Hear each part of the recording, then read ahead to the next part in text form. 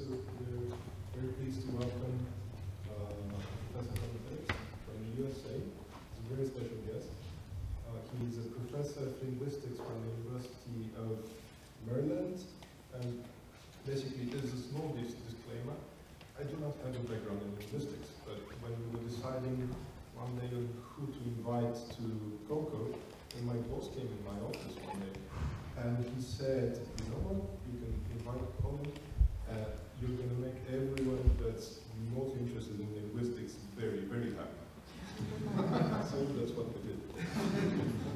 So another thing he's passionate about is that he's an advocate for creating interdisciplinary language science community. And I believe this is a good topic you can discuss with him over dinner tonight. Very good. So with that, I ask you to give your full attention to Colin and help me welcome him. Thank you.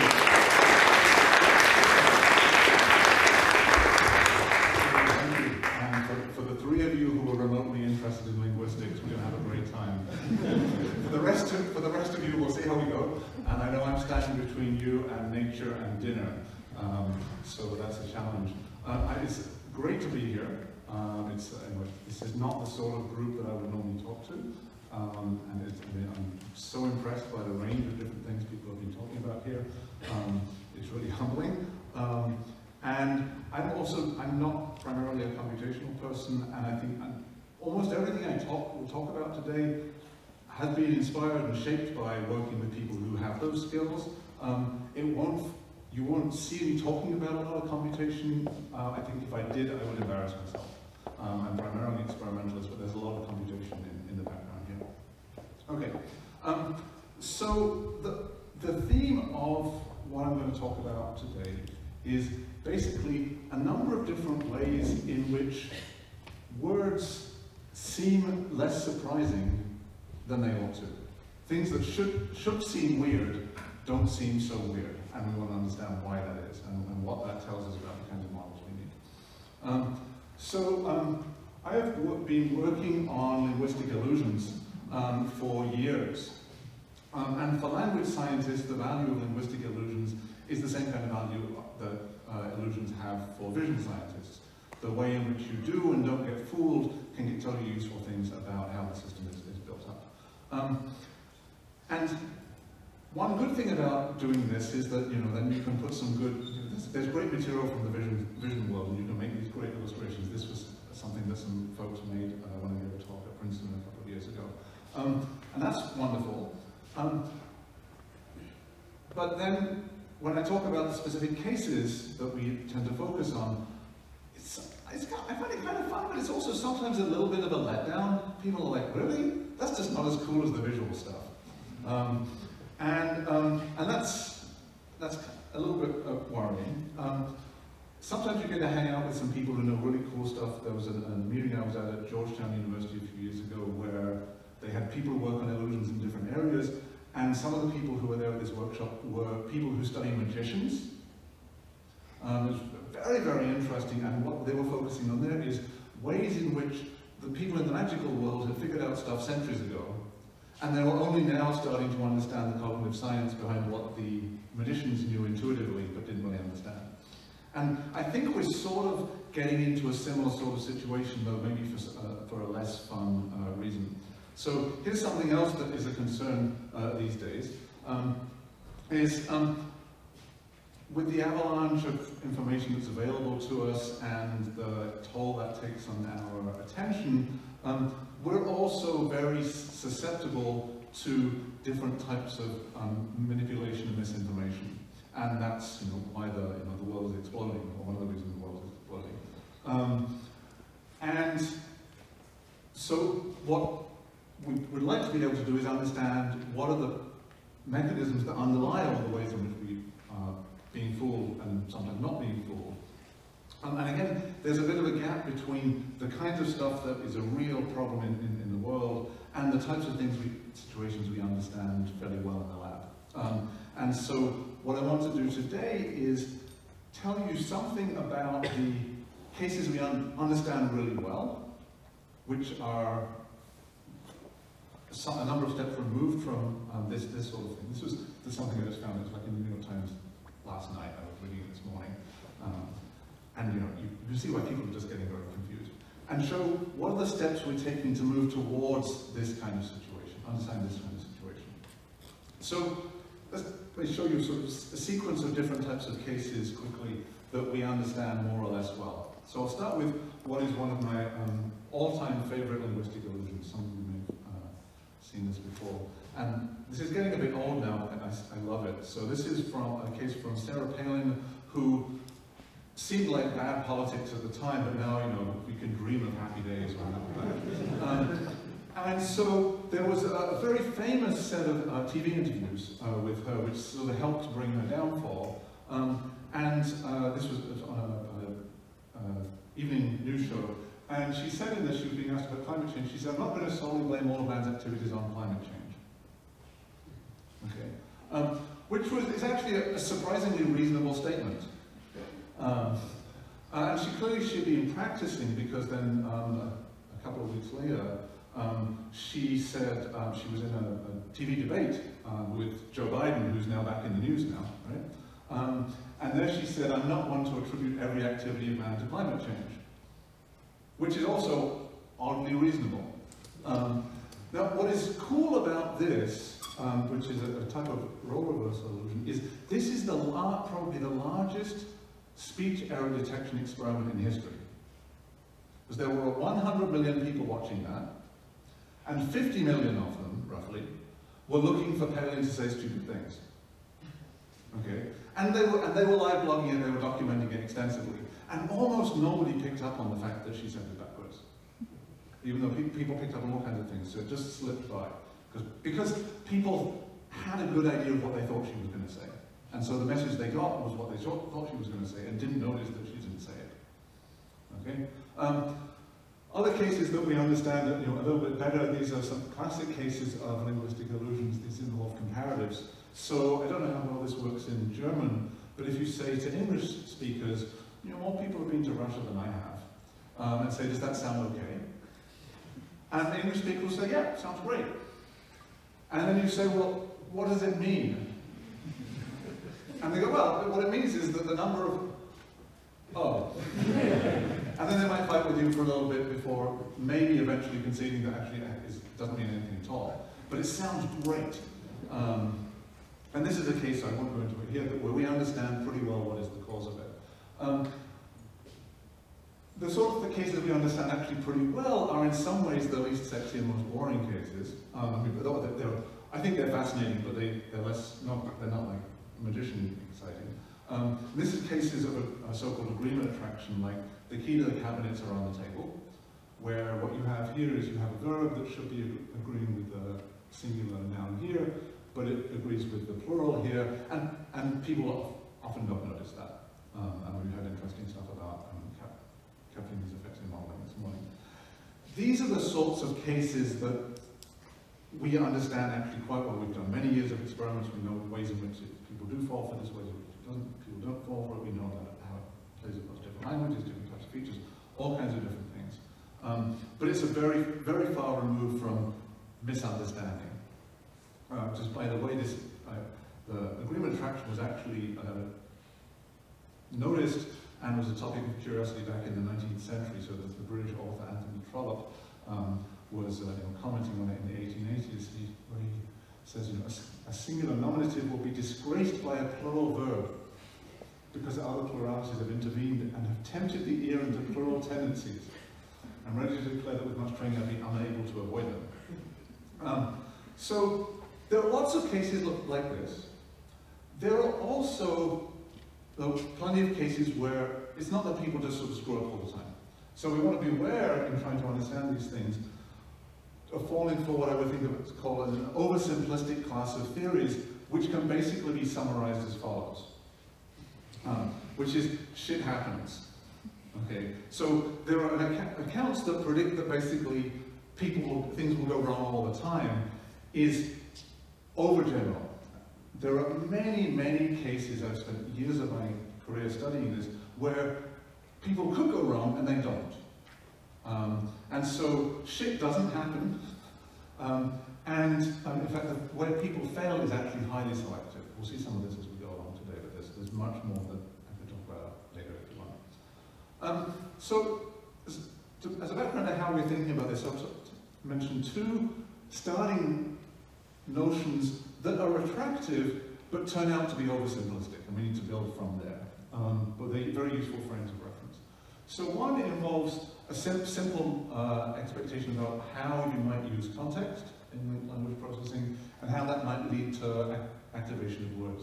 So if you have a context like, I drink my coffee with cream, and that's a fairly constraining context. In that situation, something like sugar is likely, honey is fits, and it's not very likely. Socks is not at all likely unless you study ERPs, in which case that's the first thing you think of. And what you might expect is that, I mean, I have to think about this, like, no, socks actually doesn't fit.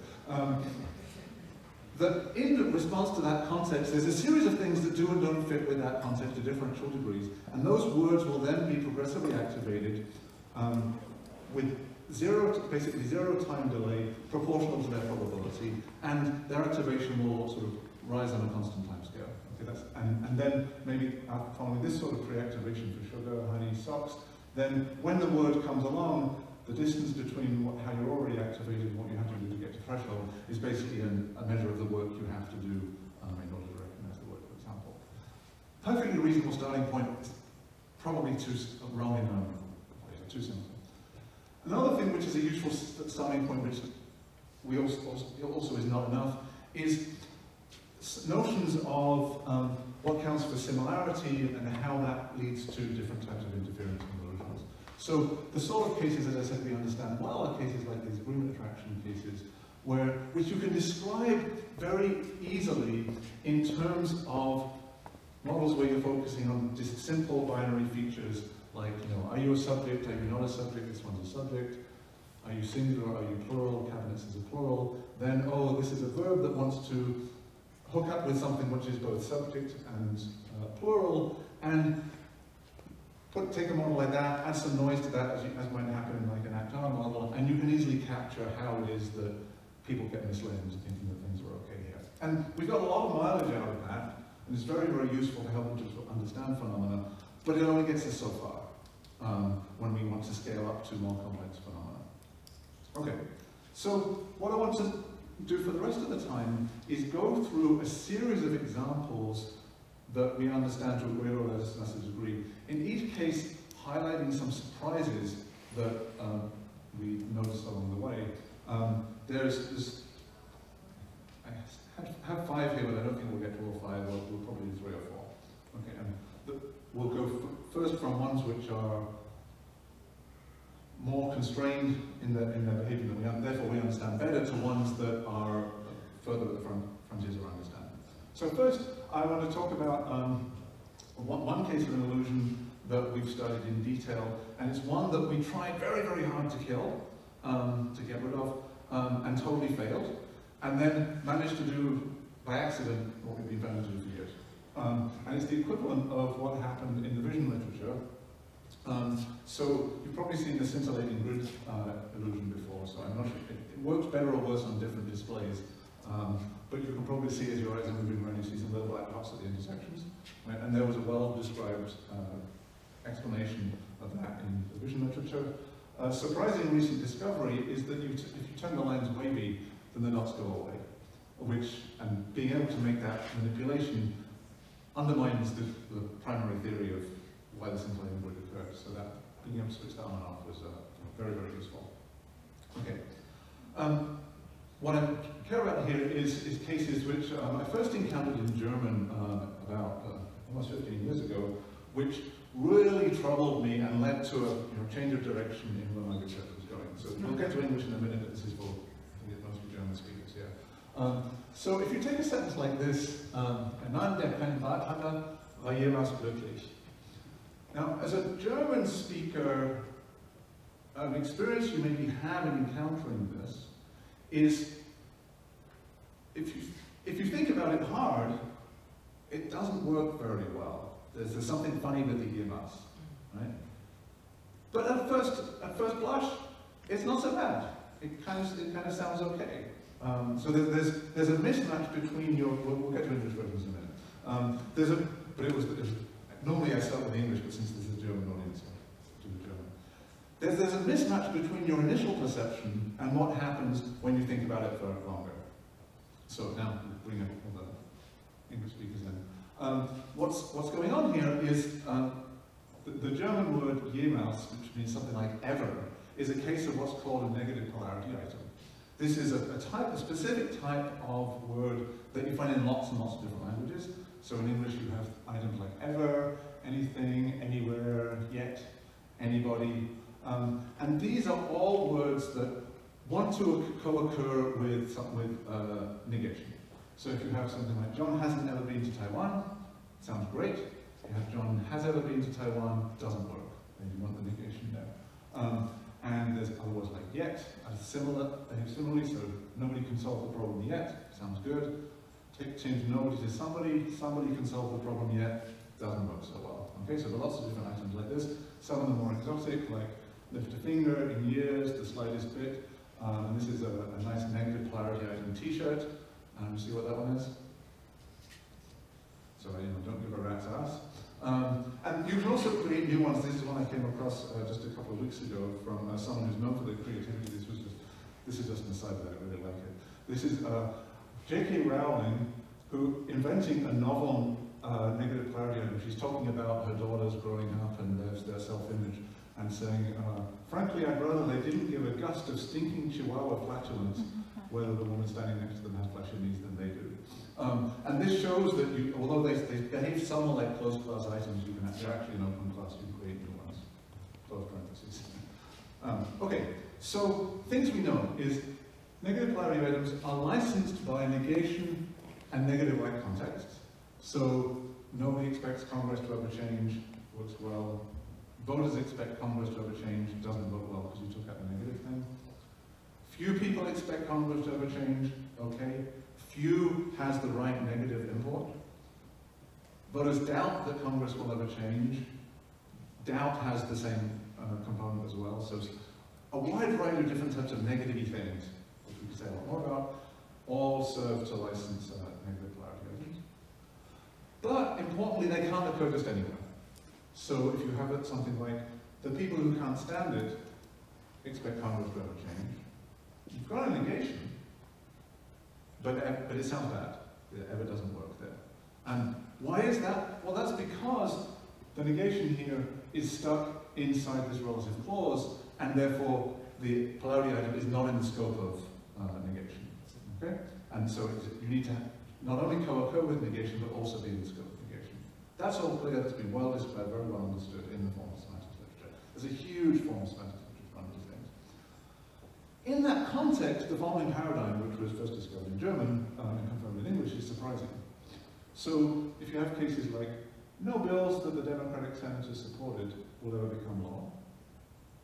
You've got an ever, you've got no bills, which has in its scope, it's the main clause subject, great. That works fine. Take out the negation. The bills that the Democratic senators supported will ever become law. There's no negation there, it's bad, it doesn't work, straightforward. But here's the weird one. The bills that no Democratic senators supported will ever become law. Here you've got ever, you've got a negative phrase, but ever is not in its scope, it's stuck inside the relative clause.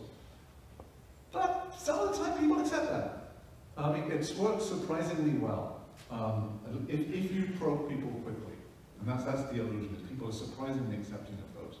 So you can test these things in many different ways, but they all reveal basically the same effect. So if you give people this three-sentence paradigm that the characters gave you, there's the one with negation in the highest position that gets very high ratings. These are like untimed ratings. If you have the case in red where there's no negation, that has a very low rating.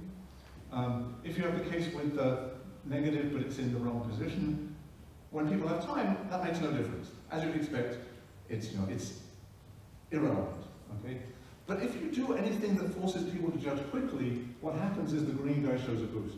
People show up for higher acceptance of that. You can do it in a speeded judgment task.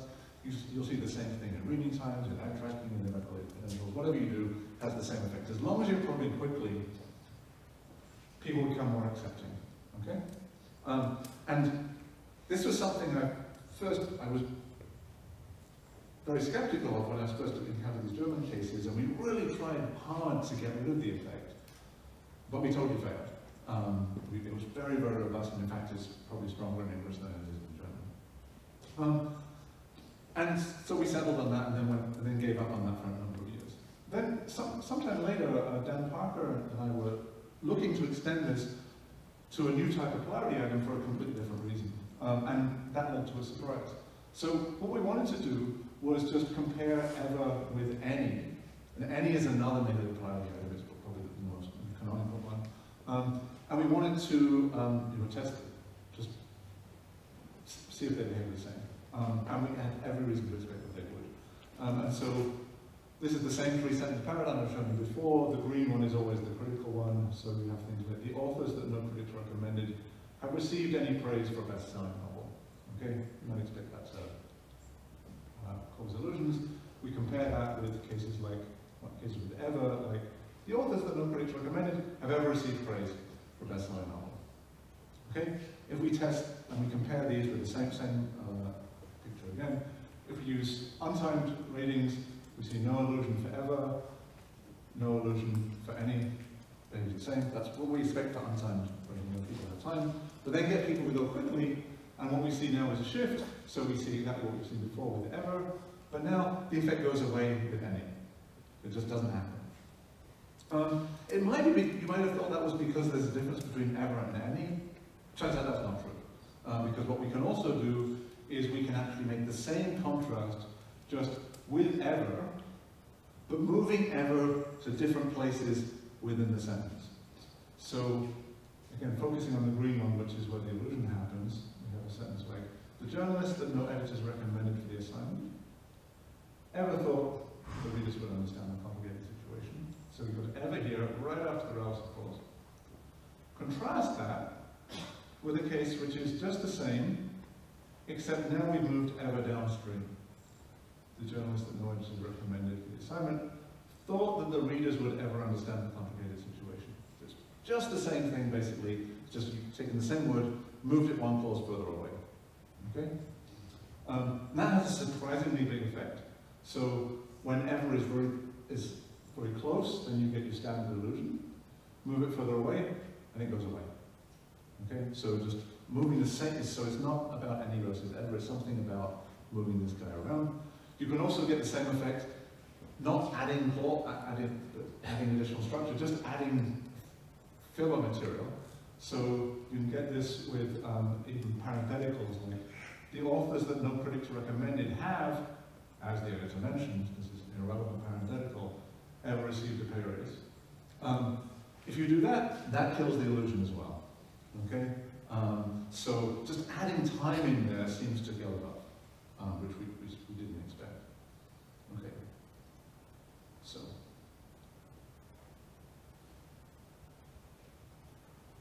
So distance makes a difference. And that invites a theory of, well, what is it about moving stuff further away that actually makes you better? You're not susceptible to delusion when the error is further away.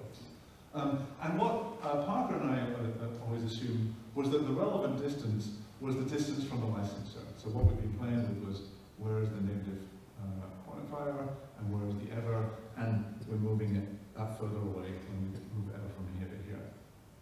But what Hanna-Moller suggested was, maybe that's not the case. Maybe what's relevant, in fact, is a different distance. That's the distance from the edge of the relative clause here. So the journalist that no edges are recommended, close the relative clause, which is the licensing domain, and then you get ever. Maybe it's that distance that's relevant, okay, which would have different implications. So this is something we've tested, and basically, to cut to the chase, Hannah was right. This is the distance that's relevant. This one is not relevant. Okay? And you can test this by adding additional material in different places. So I can give one example, but there's we've done various other things that show the same thing. So if you add material into the propositions that no journalists have endorsed in the media, adding material here inside the relative clause has no effect on the illusion that occurs just after. If you add material outside the relative clause that moves the other further away, and we can do the same with any, then that kills it off. So what matters is that you occur shortly after the boundary of the licensing domain. So it's a fleeting effect there. Okay? And we've done this many times, so there's many examples of this. Okay. Now, so it's a fleeting effect, and it's a fleeting effect of what? And that's something that we've also learned about from a recent surprise. So this is the case of the classic illusion. So the bills that no sentence is already for will become law, people fall for that. Now, the simplest type of negation, and the simplest type of negative clarity item licensor is not. You don't get a simpler negation than that.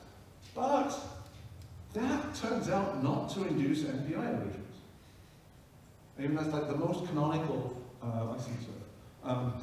So if you have something like the bills that the sentences didn't vote for will ever become law, that does not cause illusions. Okay, it ought to be the simplest case out there. Okay, and so you can see this in cases like the following. So if you have the authors that no critics recommended have ever received, so you get relative to an undeniable baseline, you get a standard boost. The authors that the critics did not recommend have ever received no improvement. Makes no difference. I've seen this like 5 times. So what's going on here? And this, I think, this is where we go from a technicality to something which I think is very important. So negative quantifiers, they typically signal strong negative commitments or exceptionless claims. Okay, they make a strong assertion.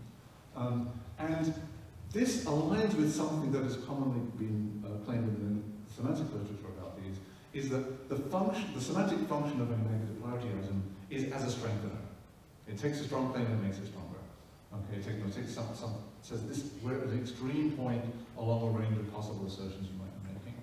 Okay, and so if you get a sentence with a negative quantifier, that already establishes that you're conveying the kind of assertion that is very friendly to negative clarity items.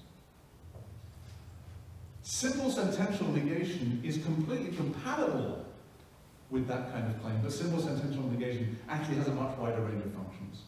So encountering a simple sentential negation doesn't create the same sort of expectation. It's much more open-ended. Okay? Even though it's completely happy as a negative license when it comes. There are also co-occurrence differences between simple negation and NPIs, or negative quantifiers and NPIs. So one has a simple sentential negation co-occurs with NPIs about 0.25% of the time. It's about 1.2% for negative quantifiers. There is a difference. It's not huge, and I suspect that. I don't expect you to buy this, but I suspect that's probably not what's responsible. So there is a difference, it is, but I suspect it's not that. So I suspect that what's responsible is meaning expectations, not forms. Okay, and here's another piece which is crucial for this. So we can distinguish the contribution of form versus meaning in the following way. So if you have a sentence like the critics that have recommended no authors, alternative genres have rejected, there you've got a negative quantifier in object position, that causes an illusion. That fits with what we know. The critics that haven't recommended the authors of alternative genres, that's with sentential negation, no illusion. We know that already. But what you can then do is you can take something which uses sentential negation with another polarity item to create something that has the same meaning as the first guy. So the critics that haven't recommended any authors of alternative genres have ever objected. Okay, so this has the form ingredients of the guy that doesn't cause illusions, but in combination with the NPI, it has the meaning of this guy. Okay, and so the question is, does that cause illusions? We've done this a couple of times. It looks like it probably does. This is not the world's most robust and clearest phenomenon, so I wouldn't take this to bank. But from what we're seeing so far, it looks like this patterns with this guy. So it looks like what's critical here is that there's NPI illusions reflect a temporary state, which is based on an expectation for a particular type of NPI-compatible message. And the reason why these things arise is because the time course of inhibiting that type of thinking that you're doing with that type of message is not immediate. So there's a delay, there's a lag in inhibiting that semantic expectation. Okay. And what that means is that now the way we understand this phenomenon is very different from how we first understood it when we first thought about it. When we thought maybe what you're doing is you're going back and you're sort of retrieving, going in memory and looking for something negative-like, and then encountering a sort of partial mapped interference, but it doesn't seem like that at all, in fact. Okay, next thing. I think in the interest of time, I'm going to skip this one because I want to get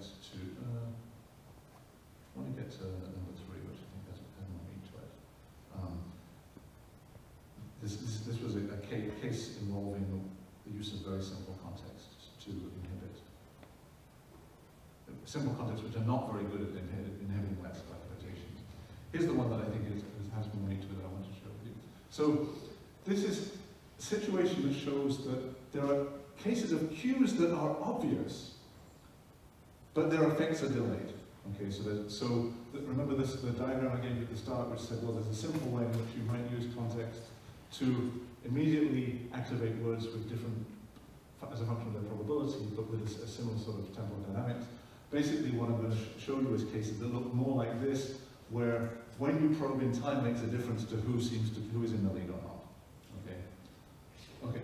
So take a case like this: a Drutman coffee with cream, and we know that things like sugar are expected. What we also know is that in the electrophysiology literature, there's a strong correlate of whether you see a word that's expected or unexpected. So that's the classic N400 effect, documented in this science paper by nearly 40 years ago now.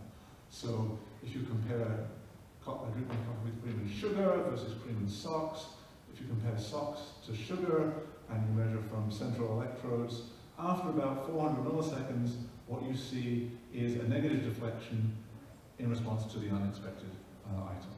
Okay?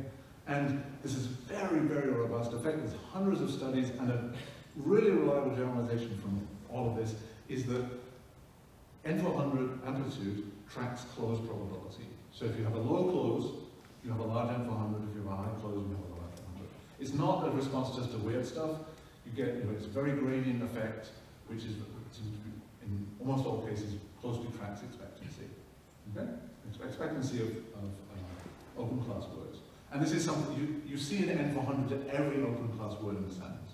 I mean, if you measure it word by word, you can see it get bigger, smaller, as a function of how effective things are. There are exceptions to this, though. And so one that we've been particularly interested in is the following. So if you take sentences like, or phrases like, the thief that the cop arrested. Arrested is a very high close item now. Cops arrest thieves.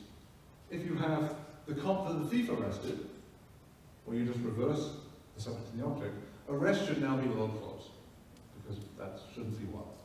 Thieves usually cops. Okay? And so based on everything we know, you ought to see a big N400 difference, but you don't. Okay? And that's very well documented right now in many different studies across many different labs.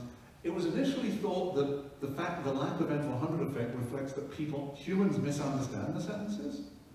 I think that's probably not the case. It's not that people misunderstand the sentences.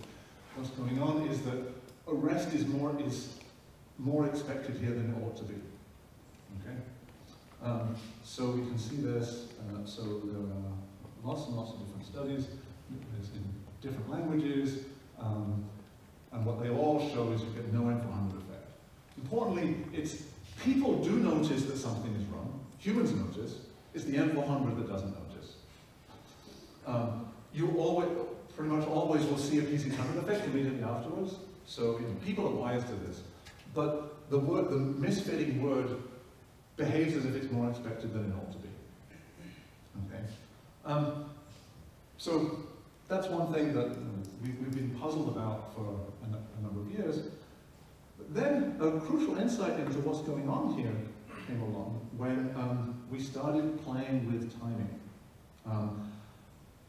The discovery of this, the timing effect, comes from studies in Mandarin that my former student Wing Yi Chao did a number of years ago. Wing Yi is now at University College London. I won't show you the Chinese case because it's more complicated. I'm going to show you a Japanese case that's easy to understand, but the Japanese case was building on the Mandarin work that Wing Yi Chao first did. But the Japanese is really useful because you can have super short sentences, you can leave all sorts of phrases out, and so you can make really clean manipulations. And so this is a Japanese study that Shotomo did a few years ago. So in Japanese, because you have case marking, you can easily manipulate the roles of noun phrases. So you have be nominative sting, bees do a lot of stinging. Change that case marker to accusative, be accusative sting, the object. That sting is very unlikely. So just by changing the case marker, that's like the effect of a role reversal, which is just with 2 words. And you can do the opposite by having fish accusative catch, fish get caught, catch is likely, fish nominative catch, that's not so likely, most fish don't do much catching. Okay, so just this simple flip allows you to give you the equivalent of a role reversal. Now what you can then also do is you can, so this is the context, noun plus a case marker, and this is the verb that is going to be more or less expected. You can move the verb closer in time or further away in time. And that's all you're changing. You're giving people exactly the same context, but for more or less time. Has a surprisingly clear effect. So when the verb is close to the noun, and you manipulate the case marker, then we get the same as we see in all the other languages that people have tested before, which is that there's no N400 difference between the canonical order with be nominative and the reversed order with be accusative. Doesn't make a difference. But you move the verb further away in time, so that all that happens is you have the context for longer, and now you get the N400 effect you didn't have before, simply by giving people more time with the context. And as I said, there's a series of Mandarin experiments that show the same thing. And in fact, you can do similar things with even a simple speeded closed task in English. You can give people sentence fragments and say, finish the sentence fast! And if you force them to do it quickly, then they're going to make more role reversal errors than if you give them more time. So it seems that when the verb is appearing close to the noun context, where you've got a noun plus a case marker that tells you the argument role, you're behaving as if your word expectations are just based on lexical associations and not reflecting the impact of the case marker with the argument role information. When you probe further downstream in time, then you see the effect of the argument role information. So there seems to be a temporal advantage for the lexical associations and then a delay for the effect of the argument roles. That's what it looks like. So why is that? Well, good question. What we think is going on, to a large degree, is that it reflects the way in which you go about accessing the relevant information. So what you're doing in those Japanese cases is the same as you will be doing in English if you're doing something like answering the question, what do bees do? What do bees do? Sting, fly, buzz. Make honey. Make honey, yes, right. So, and what gets done to bees? They get crushed. You swap them. That's a bit of a harder question, but to get the answers to those 2 different questions, you need to go events with bees, and then specifically you need to get events with bees as agent or events with bees as patient. Okay, and you've got to be able to distinguish those. So in effect, you have to search your memory of events to do that, and in order to make the prediction. So that involves searching lexical memory. Okay, so given be accusative, what would you need to do in order to get the right kind of answer? Well, and so what does it take to predict SWAT instead of sting? Well, you need to find a predicate that typically takes be as a patient. And is that the sort of thing you could do in one step? Or is it something more complicated than that? Well, to get this in semantic memory in one direct step, well, it might be hard because you need to either have lexical association links that are annotated for abstract roles, which you might or might not have. I mean, there's word associations, but others coded for, this word, this B is associated with sting in an agency kind of way, or B is associated with SWAT in a patienty kind of way. Or is your event knowledge encoded in terms of these very abstract roles that are conveyed by like agent or patient, as opposed to things like stinger and stinging. So it may be that your event knowledge is not encoded in the right way. So what we have suspected is going on here is that this is analogous to what's going on in cases like these where's Waldo or where's Wally problems. Okay, so what are you supposed to be doing here? Well, you're supposed to be looking for this guy. Oh no, you're supposed to be looking for this guy, right? And if you could see the combination of red and white stripes and Waldo in one fell swoop, there will be no money to be made from these books. The fact that you can make money from this is an indication that it's hard. And what we know to be true basically is, well, the red and white stripes jump out at you, and then you have to search serially for the fancier combinations. And you're not paying attention to me at all because you're looking for Waldo. Right? He's here. I couldn't find it myself, I had to look it up on the internet. But here intuitively we know that because of what you're searching for is a type of complex Q combination that doesn't jump out at you, you have to access it through a multi-step process. Okay? And we suspect that that's what's going on in the case where you need to combine lexical information with argument roles. So if you encounter B, maybe with information around an argument role, you can easily and very quickly activate a bunch of associates of B. And maybe you can also filter them down to, based on syntactic context, to know you want to get the verbs. But then going to the set that is appropriate, set of candidates that is appropriate for the roles, that's something that then has to be done as an additional step. That's our suspicion. Turns out though, and this is it's not as straightforward as that. So this is an additional surprise. So what I just told you, this is the story that we told in papers by and Shota, is that abstract argument roles are not great memory cues.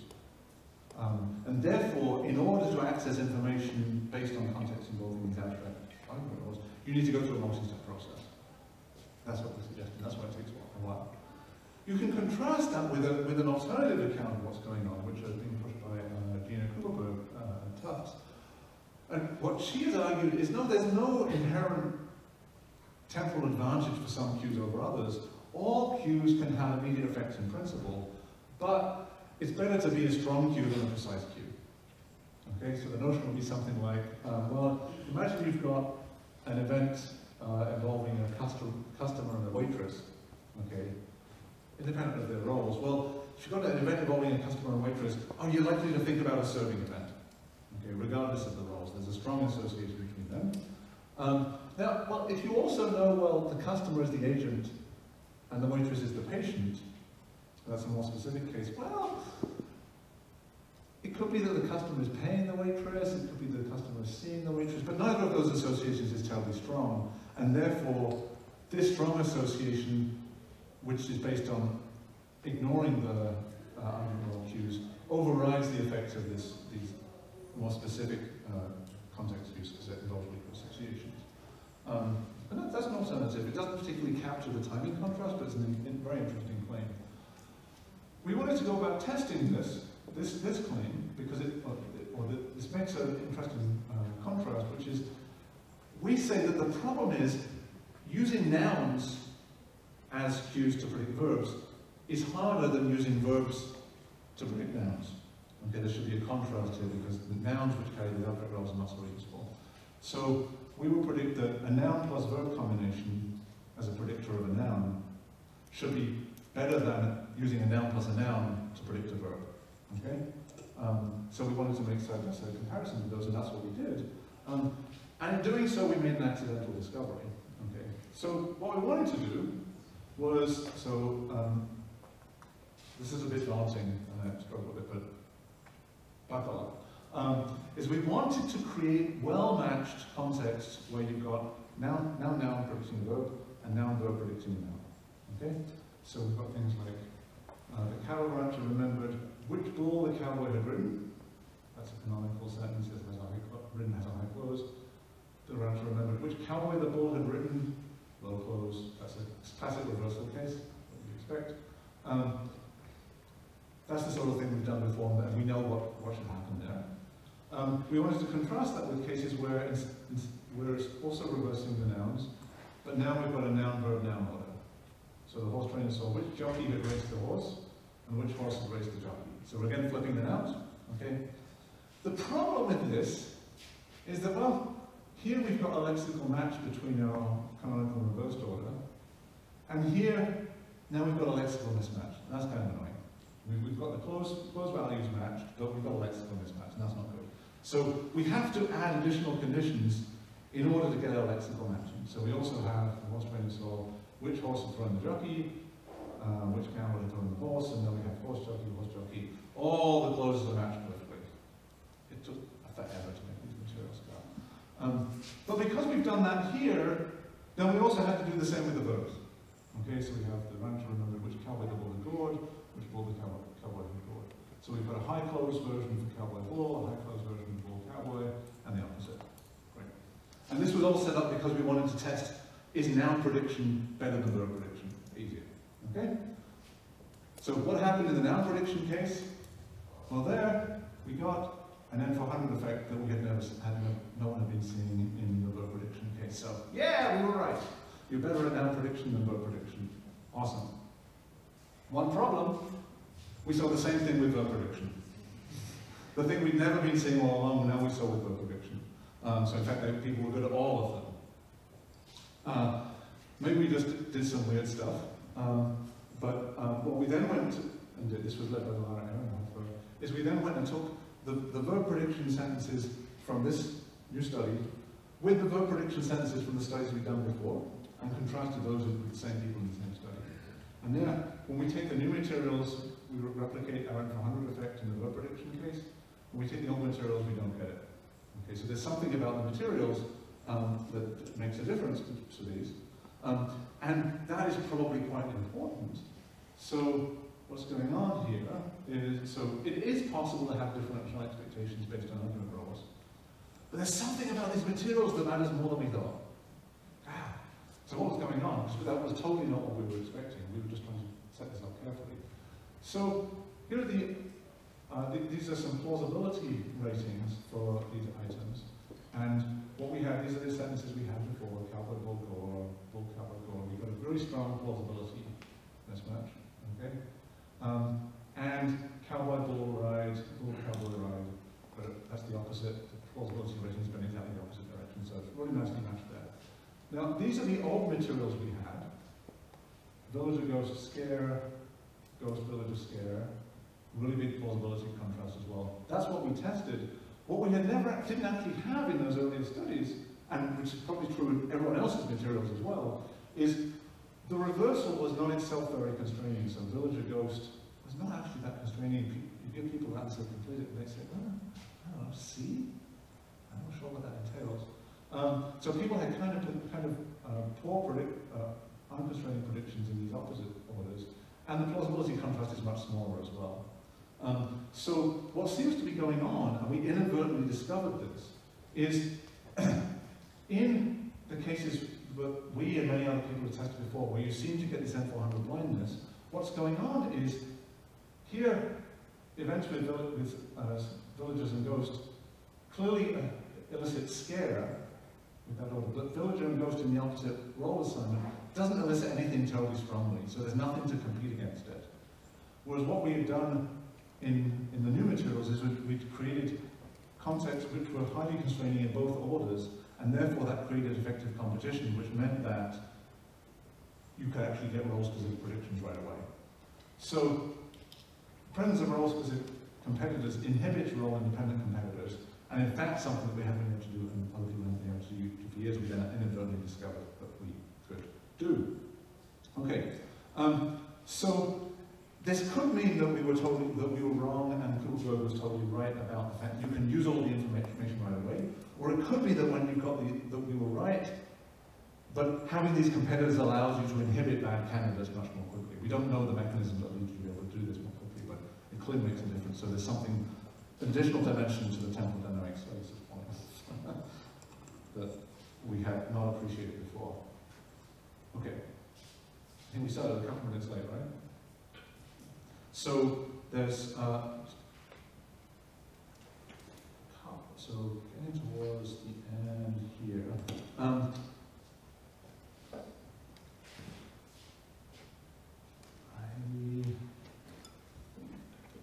Was it kind of involving? I'll skip that and go to number 5, I think, because that's the one which is getting us closest to where we want to go.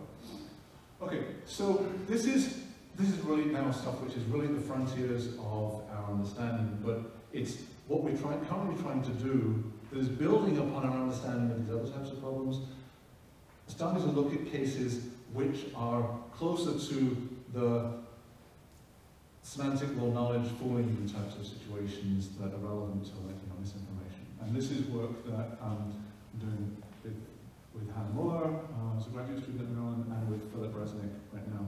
This is actually quite unusual thing for me. This is part of a cybersecurity project. I've never worked on a cybersecurity project before. So the background to this is computer scientists who are working on trying to effectively create fake documents that they can use to protect real documents by putting lots of fake copies out there that people can't distinguish from the real ones. And what they want from us is knowing what kinds of fakes are humans bad at noticing. So that's our role in this, is like, tell us about how to confuse humans. We're like, hey, we can confuse humans all the time. That's what we do. And so for these sorts of cases, what we're looking at, again, this is very early on understanding this, is cases of classic Moses illusions. So these are examples like, how many animals of each kind did Moses take onto the ark? Okay, you've probably come across things like this before, and people generally say 2, and don't notice that, well, in fact, Moses didn't have much to do with the ark.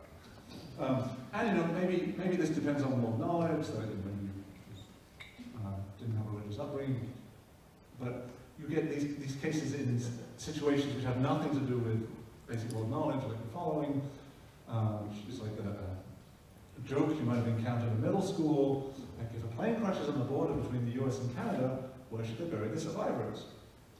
And you go, oh, well, I'm not sure, maybe there's something about, the legal framework. And the point is you don't actually bury the survivors, it's not a good idea.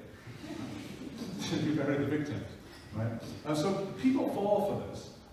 And so there are some aspects of this are well understood and some aspects of this are not so well understood. But what is useful is there's variability in how you fall for this. And what we're trying to work towards is situations where we can effectively generate new ones. So one thing which is known is that lexical similarity matters. So if you have a question, it's like how many animals of each kind did Oprah take onto the ark? Everyone notices that. Okay, you don't fall for that. So lexical similarity between the target and the substituted word contributes. Okay, but that's not enough. So one thing we've been doing is we've been taking large sets of different items that have been used in studies on Moses illusions and trying to understand the variability. So this is from one sample of about 50 items that we've been working with. And it plots the probability of people falling for the illusion just against ranking them by how much people fall for them. There's some things which are used in Moses illusion studies which show very low probability of illusions, and others which people fall for almost all the time. There's quite a lot of variability in that. This is done in a setting where we wanted to also be sure that people weren't failing just because they lacked world knowledge. So we had separate probes with the same people, where we checked whether they know the relevant facts. And all this data is based on people who do know the relevant facts. It's just whether they missed that. So familiarity with the facts has no value in predicting the strength of the illusion. Lexical similarity between the target and the substituted item, at least based on what we can see so far, this is using generic word embeddings, like I think this was word to vec. See, it captures some of the variance, but not very much. There's pretty more than that. And there are interesting clues to what's going on in some of the cases that are very effective and some of the ones that are not very effective at all. So if you take an example like, what's the name of raised bumps on paper that enable deaf people to read? That's one of the high illusion cases. And people will answer Braille, right? And they won't notice that you've substituted blind as deaf, okay? In contrast, something like, how did painter Vincent van Gogh lose his eye during his life? People are like, whoa, wait. They notice that one, okay? And there, again, substituting eye for ear, you might expect that to be parallel to the blind deaf thing, but people totally get that one. So there's something that this lacks, that this has, that is important.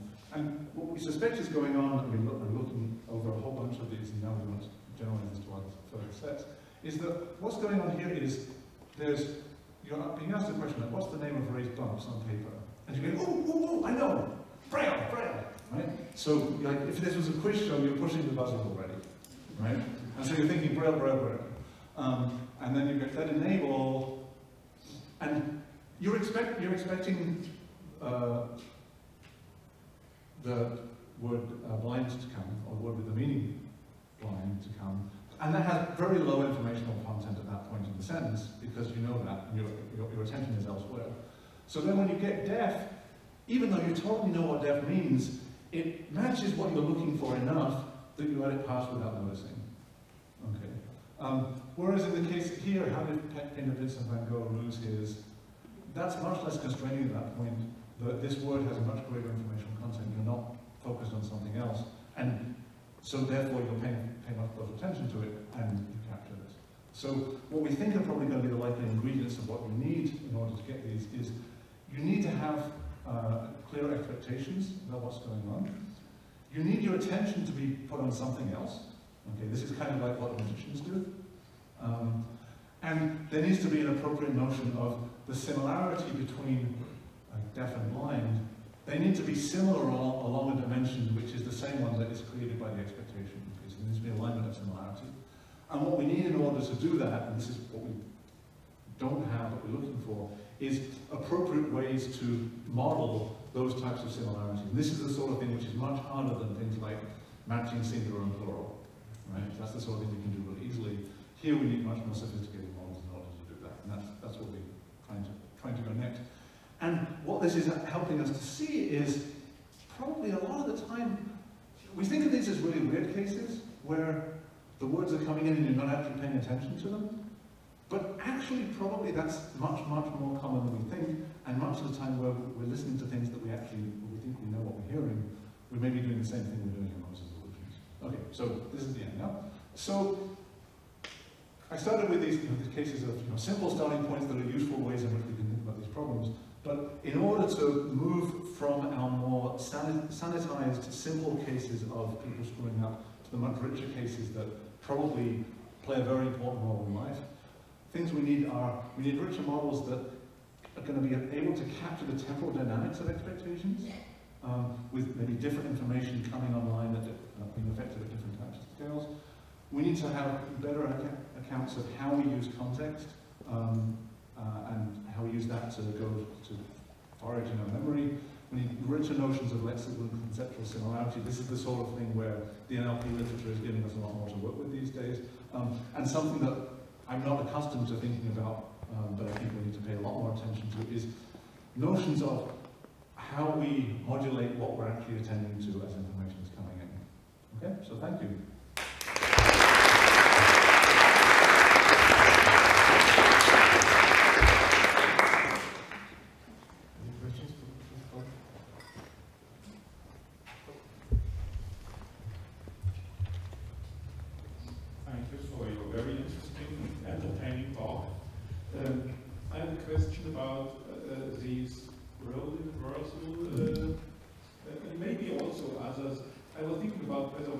Explanation could be, I'm not an expert, so it just came to my mind that perhaps we have a kind of theory of mind of the speaker.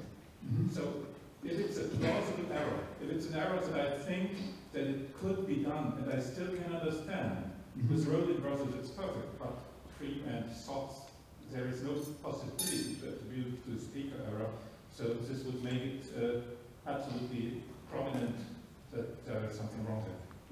Right. So I mean this is a very good question, and I think the central part of that is how important is expectation and having a clear schema in contributing to this going wrong. I mean, that's clearly what's happening in this example.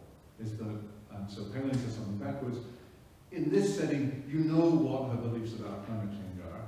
So she even knows what climate change means, and that is what blinds you to what she actually says. Okay. Does that generalize to all the other cases? So I suspect that there's important additional dimension which I should have highlighted more as we went through. This is a case of role reversal where not only does an incoming word fit better than you expect, but you walk away with the meaning that's different from what was said. Remember something I said about most of these cases, the role reversals that we studied experimentally. The incoming words behave as if they're more expected than they should be, but in those cases, people always notice the errors in those sorts of experimental settings. So they're not fooled. So it's like they're ready to be fooled, but then when the word comes in, they actually figure it out. And so there's maybe a gap between these ones where the expectation is super important. And it's the expectation is maybe what takes you from the things we study in experiments where you're sort of ready to be fooled to these cases where you're actually fooled. I think that's maybe the difference between those. Does that make sense? Yeah.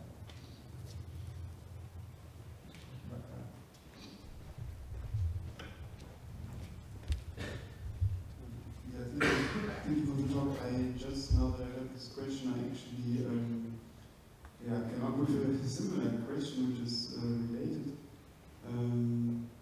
So in how far do you think that the hierarchical order of the relationship, that the trust in the different person can have an effect on the illusion? So I mean, I guess that's the second factor, or this other factor you're talking about. I think this been investigated. I think it could be like, if I really trust someone, or I'm really dependent on someone and he tells me something, I might be very receptive to whatever.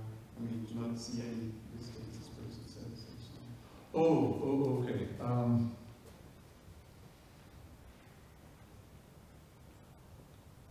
I thought you were going to go somewhere. I had a model of what your question was going to be, which changed at the last moment.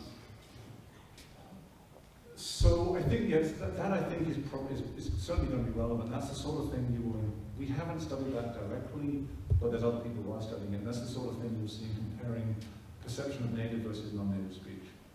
Okay, so if you're perceiving a native speaker, I mean, this is sort of a simple version of trust, right? If you're hearing a native speaker, then you're expecting them to get most everything right. Okay, and so you're paying close attention to the details and expecting that those details are intended. If you're hearing a non-native speaker who's less fluent in the language, then you're more open to the fact that some of the things that are coming out are not really what the person intends. And so you're more likely to interpret the things that come in ways that don't actually match what the bottom-up analysis involves. So I think that could easily carry over to the sort of differences in trust case that you're talking about. I think the native-non-native contrast is a much simpler version of that probably happens all the time. I mean, take an example. So if you've got a speaker, a Mandarin speaker who's listening to a non-native speaker, and the non-native speakers generally have trouble getting the tones right. So I think you have to be very accommodating as a Mandarin listener of non-native speakers in saying, well, what word could that have been, even though the tone wasn't right. Whereas probably if you're listening to a native speaker, you're going to take the tones very seriously in a way you wouldn't otherwise.